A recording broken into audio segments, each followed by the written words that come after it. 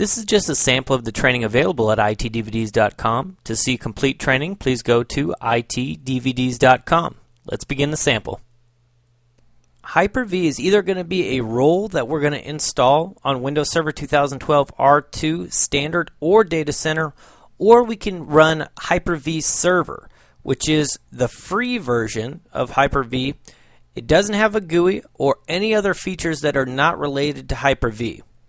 And really, the version that we choose, whether it be the role that we install in Windows Server 2012 R2 or Hyper-V Server, normally depends on licensing. We aren't going to get too deep into licensing in this training. We will in the Windows Server 2012 R2 Hyper-V training, intermediate and advanced training on itdvds.com. But basically, Hyper-V Server, each virtual machine has to have a license for the operating system that runs in that virtual machine. So the guest operating system has to have its own license.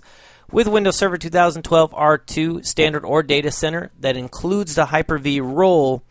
That license that we purchased to get Windows Server 2012 R2 Standard or Data Center comes with a certain number of licenses to run other Windows Server 2012 R2 virtual machines, or possibly unlimited in the case of data centers. So we can run an unlimited amount of Windows Server 2012 R2 virtual machines without having to purchase a new license for every virtual machine that we add.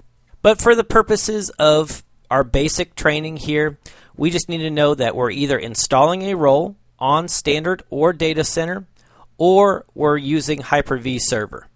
And for this training, we're going to be installing a role on Windows Server 2012 R2 Data Center.